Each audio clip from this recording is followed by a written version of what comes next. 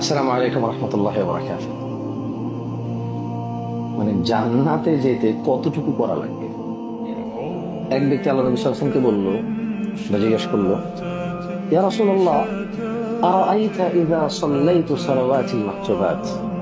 হে আল্লাহর রাসূল সাল্লাল্লাহু আলাইহি ওয়াসাল্লাম, আমি যদি দিনে ফরজ নামাজ সমূহ আদায় করি, মানে 5 ওয়াক্ত নামাজ 17 রাকাতের কথা বলছে সে, অসুমত রমাদান, রমাদানের সিয়াম পালন করি, ওয়া আহলালতুল হালাল ওয়া হারামতুল হারাম, হালালকে হালাল হিসেবে জানি, হারামকে হারাম হিসেবে জানি, আদখুলুল জান্নাহ ইয়া রাসূলুল্লাহ, ইয়া রাসূলুল্লাহ, আমি কি জান্নাতে প্রবেশ করব?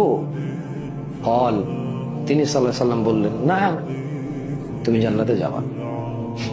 ও মানে ওই ব্যক্তি আল্লাহ নবীকে বললো সাল্লাল্লাহু আলাইহি সাল্লাম, ওয়াল্লাহি, আল্লাহর কসম, লা আযীদু আলা যালিকা শাইআ, আমি এর বেশি কিচ্ছু করব না।